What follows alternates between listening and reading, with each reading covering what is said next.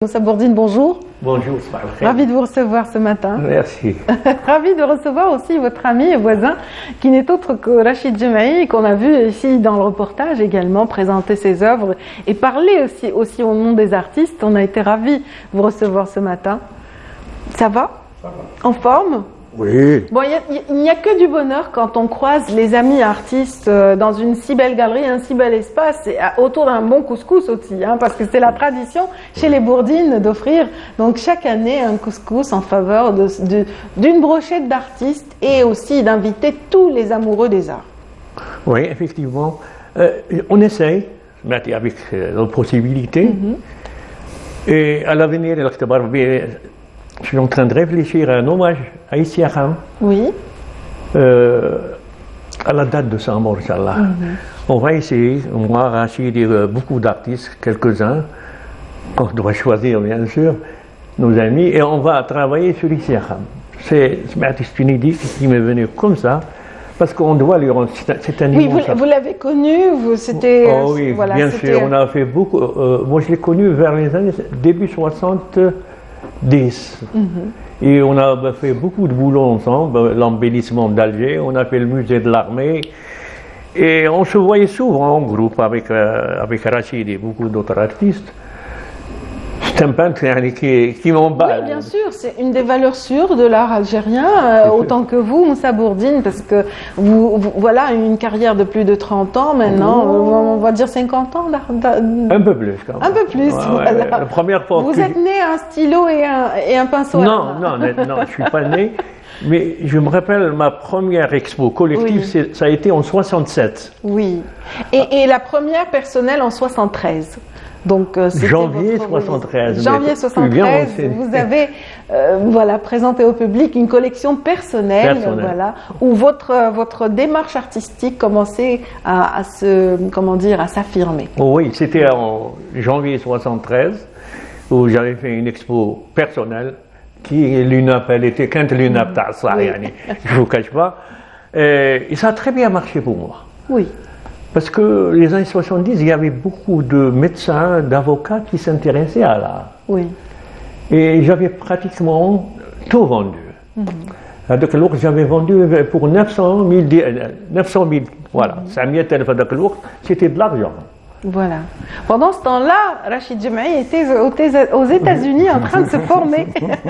Lui a été très audacieux, en tout cas dans sa carrière. Dans ce qui marque, c'est que vous aviez un très bel horizon devant vous en tant que géophysicien, et vous plaquez tout, et vous optez pour une carrière artistique qui vous a mené, au plus profond de votre âme. Oui, oui. Non, mais parce que ça vient de l'enfance. Oui. Chez nous manquons d'individus dans la famille qui peuvent dire « Ah, papa, ce gosse-là, il est bon pour la musique. » Non. Tout le monde doit être ingénieur, médecin. Tout le monde doit être médecin, tout le monde... Non, ça se comprend. Oui. Ça continue, d'ailleurs. Oui, ça continue.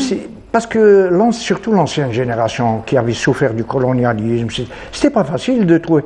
Donc ils se projettent sur leurs enfants, et leurs enfants doivent assurer leur quotidien par des métiers conventionnels, on dira. Voilà.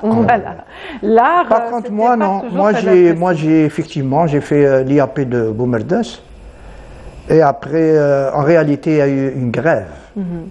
Il y a eu une sorte de grève comme ça, on a rouspété, je ne sais pas à propos de quoi, et on nous a sortis plus ou moins. Et moi, c'était l'occasion pour aller à l'école des Beaux-Arts. Mon père n'était pas très chaud pour les Beaux-Arts, mais le fait de lui dire j'ai réussi l'examen, donc c'est ça y est, donc c'est sérieux. Il y a des normes, il y a un examen, il y a un concours. Voilà. Bien placé. Donc il m'a dit bon, ça. Et puis ça a démarré. Excellent. Et après c'était le service national, les États-Unis, 74. C'est là que j'ai découvert la peinture. Voilà. Quand j'étais aux Beaux-Arts, je ne faisais pas de peinture. Dessin, oui. Mesli Allah yarhamou m'a appris le dessin. Peinture, je sais pas, j'ai pas à l'école même, je faisais les trucs pour les notes. aux États-Unis, 74, je rentre dans un musée qui s'appelle le musée de la Légion d'honneur. Et je vois une peinture de Monet, une des cathédrales de Rouen. Je vous assure que je suis resté 2 heures. J'imagine. Et à voir les détails. À voir les détails, je voulais même... À un certain moment, c'est comme si j'ai senti son aura, quelque chose comme ça. Et c'est là que j'ai démarré. Pendant que vous parliez, les sculptures de Mustapha Bousta venaient de passer, mais aussi les vôtres, en fait. Oui. On vous a plus connu comme étant artiste peintre, bon, c'est vrai, plasticien, mais vous touchez depuis quelques années à la céramique, aux verreries et aux métaux, donc qui donnent de sublimes œuvres qu'on vient de voir, qui sont exposées actuellement à Zeralda. J'aurais aimé avoir 10 vies. Oui, effectivement. J'aurais aimé. Pour être plein dans chaque... Écrivain peut-être. Même mes amis les plus proches me reprochent d'être... ils me disent, tu t'éparpilles. Je dis non, je ne m'éparpille pas. J'essaie de trouver des pistes comme ça. Voilà. Et je les essaye avec bonheur. Parce que l'artiste, croyez-moi que quand il a ce privilège, l'artiste a ce privilège d'avoir une sorte de bonheur quand il est en train de travailler sa matière. Absolument. C'est un monde unique. Les odeurs, les senteurs, le toucher, non, tout la création, c'est-à-dire, la création. On a par exemple une idée dans la tête pour faire une peinture. C'est jamais cette idée qui sort à la fin. Absolument. Ça ne sort pas, ça il y a toujours des petits changements, cette couleur ne convient pas, cette forme ne convient plus, et ainsi de suite. Il y a le bonheur de la création. Alors, sculpture, béton, céramique, plâtre, peinture, à l'huile, aquarelle, tout. Mais le message est le même, l'émotion est la même, et vous véhiculez à peu près, bien sûr, la même émotion, différemment, bien sûr. Dans la peinture, ce sont par les contrastes qu'on vous a découvert avec ces aplats, ces personnages qui viennent de nulle part, et cette moitié de rêve et de réalité, donc comme ça, qui cohabitent dans vos œuvres sont très... En réalité, j'ai trois chemins. Oui. J'ai commencé avec le paysage, même jusqu'à aujourd'hui j'en fais. La femme au haïk, mais la femme au haïk, pas la carte postale, aller pousser le travail pour que ça devienne juste une silhouette comme ça qui reste dans la mémoire quand on était jeune et enfant. Et nous on se rappelle que c'était des jeunes filles qui portaient le haïk à l'époque, il n'y avait pas que les vieilles. Et donc garder ça, plus un peu les signes et symboles amazigh. Voilà un peu les 3 pistes sur lesquelles je travaille. Absolument. Pour Bourdine, ici présent, donc la femme est au cœur justement de certaines expressions et de certaines œuvres qui sont très connues.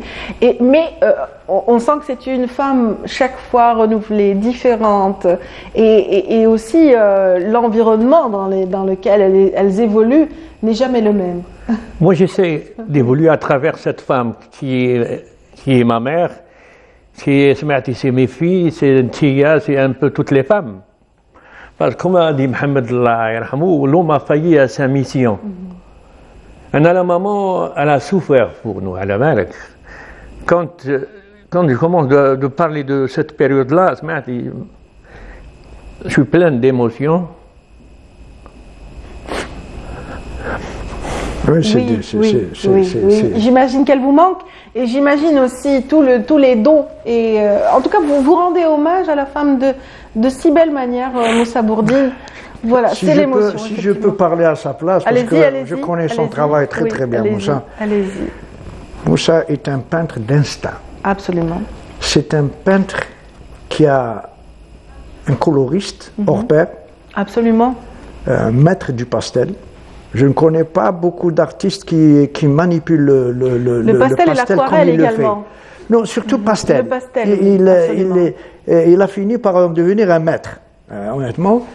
Et puis comme il le dit si bien, sans la femme, qu'est-ce qu'on est? Absolument. Allah Iber, quand on sans vous voit. l'artiste, qu'est-ce qu'on est aussi? J'ai envie Il y a de des poser- artistes femmes aussi, il ne faut pas les oublier. Hein. Sans les artistes, qu'est-ce qu'on deviendrait, Rachid Oui, Jemaï? Donc, oui.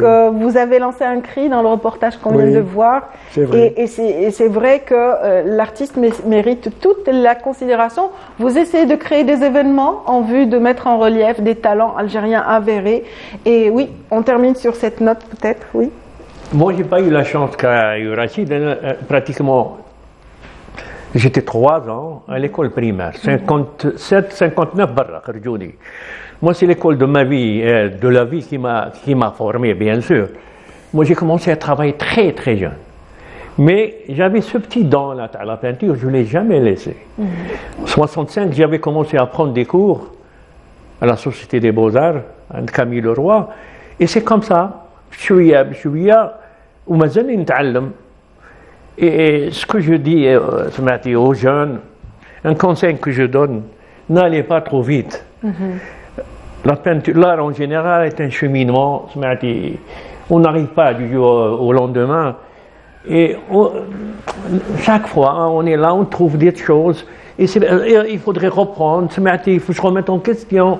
Absolument. Il faut, ما تقولش نعرف، لا تقول نعرف ما تعرف، c'est vrai هذه، c'est pas de la démagogie.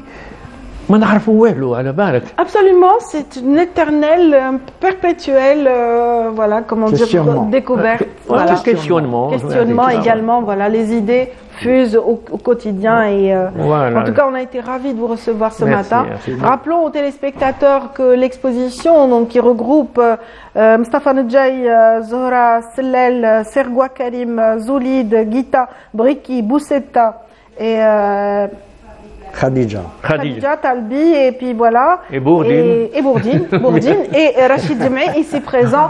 Donc se tient jusqu'à quel jour? Le 25. Le 25. Jusqu'au 25 du mois en cours. J'espère que vous en profiterez. Voilà. Le 25 c'est déjà l'été et bien sûr la saison estivale a bel et bien démarré. Nous avons un reportage qui en atteste. Officiellement débuté cette saison estivale. Notre collègue voilà, notre collègue Fella Benour était justement à Skikda à cet effet, celui justement d'assister au lancement, au coup d'envoi de cette saison estivale.